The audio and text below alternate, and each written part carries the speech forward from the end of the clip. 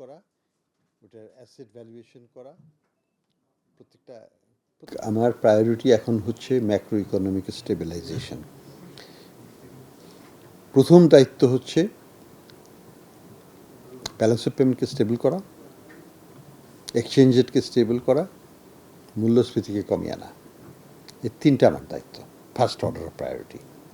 Banking খাতের ওটা তো ইমিডিয়েট না, এটা তো আমরা সময় লাগবে, 6 মাস 9 মাস 1 বছর 2 বছর লাগবে, সেটা পাশে চলবে। তো এই লক্ষ্যে এখন আমরা যেটা করছি সেটা হচ্ছে মনিটারি পলিসি খুবই টাইট, এটার কোনো সন্দেহ নাই। Interest rate is quite high, আরেকটু বাড়তেও পারে।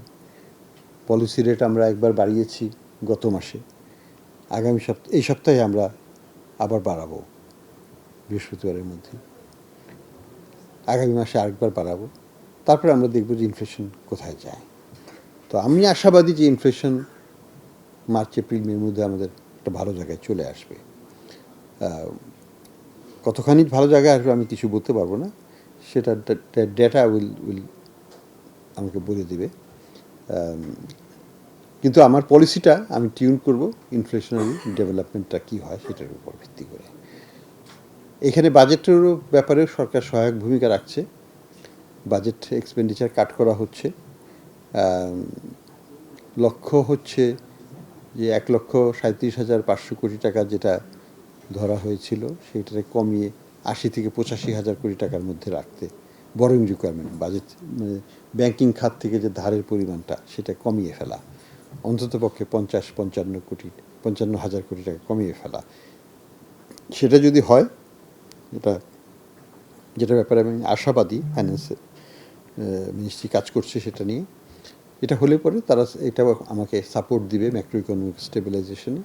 তাহলে মনিটারি পলিসিও টাইট থাকবে, ফিসকাল পলিসিও টাইট থাকবে। হ্যাঁ, গ্রোথ ওইভাবে হবে না এবছর। আমরা যদি 5%-এর উপর যেতে পারি, that will be I will be satisfied, আলহামদুলিল্লাহ। এটুকুই আমার বক্তব্য গ্রোথ নিয়ে। তারপরে যদি আমরা এই বছরের মধ্যেই FY25-এর মধ্যে যদি ইনফ্লেশনকে আমরা 6-7 নামিয়ে আনতে পারি, অলরেডি এক্সচেঞ্জ রেট স্টেবল আছে, স্টেবল যদি আমরা কন্টিনিউয়াসলি রাখতে পারি, 3 মাস ধরে তো স্টেবলই আছে 120, এটা যদি আগামী আরও 6 মাস রাখতে পারি, ইনফ্লেশন অবশ্যই কমবে। তাহলে আমরা পরবর্তীতে ইন্টারেস্ট রেট, ইনফ্লেশন যখন যদি 5-6 নেমে আসে বা আরও নিচে যদি আমরা নামাতে পারি, তাহলে ইন্টারেস্ট রেটও আমরা 8-9 নামিয়ে আনতে পারবো। তাহলে পরে তো আবার গ্রোথ রিজাম্পশনটা হবে। আর এক্সচেঞ্জ রেটের স্টেবিলিটিটা মানুষকে কনফিডেন্স দিবে।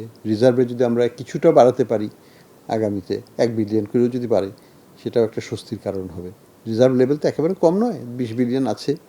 তো 20 বিলিয়ন আমাদের 3 মাসের একটু বেশি পিওর আমদানির দিক থেকে দেখলে এটা মোটামুটিভাবে গ্রহণযোগ্য। আমি বলবো না যে খুব মানে আহামরি কিছু, বাট এটা অ্যাকসেপ্টেবল স্ট্যান্ডার্ড লেভেল। তো ওইটা থেকে আমরা একটু বাড়ানোর চেষ্টা করব। তো এইভাবেই কাজ করতে হবে, ইনক্রিমেন্টালি, স্লোলি বাট শিওরলি।